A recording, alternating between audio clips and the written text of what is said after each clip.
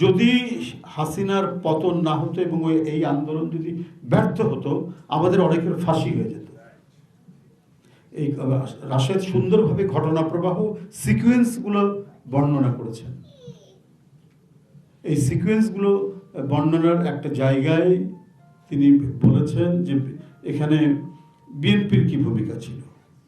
তো হাসিনা 22শে জুলাই নিজে সংবাদ সম্মেলন করে বলছে যে আমি জানি এর পিছনে কে আছে, বিএনপি আছে, এদের পরিণতি অত্যন্ত খারাপ হবে। আপনারা দেখবেন এখনো আছে, তার ডকুমেন্টস আছে। তার কয়েকদিন পর ওবায়দুল কাদের বলছে, তখন তুঙ্গে উঠেছে। হ্যাঁ, ওবায়দুল কাদের বলেছে উচিত শিক্ষা দেওয়া হবে, উচিত শিক্ষা দেওয়া হবে এদেরকে। এরপরেও যে কথাগুলো বলেন খুব দুঃখজনক। আমি যারা বলছেন বিভিন্ন রাজনৈতিক দলের নতুন একটি রাজনৈতিক তরুণরা, আমার তাদের সম্পর্কে বলার কিছু নাই।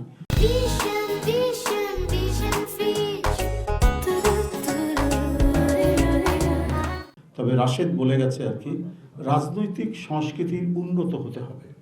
সেটি না হলে পরে আমরা যে তিমিরে ছিলাম সেই তিমিরের মধ্যেই আমাদের থাকতে হবে। শেখ হাসিনা সকাল সন্ধ্যা গালাগালি করতেন, দেশে তার বিরোধী রাজনৈতিক পক্ষকে নোংরা ভাষায় গালাগালি করতেন, স্টেজের মধ্যে দেশনেত্রী বেগম জিয়া সম্পর্কে বাজে মন্তব্য করতেন, জিয়াউর রহমান সম্পর্কে আজে বাজে কথা বলতেন। এবং ওনার যে ছেলে, গুণধর ছেলে সজীব ওয়াজেদ জয়, সে তুই তোকারি করে কথা বলতেন। আমরা ছোটবেলা থেকে রাজনৈতিক অনেক ঘটনা প্রবাহ দেখেছি।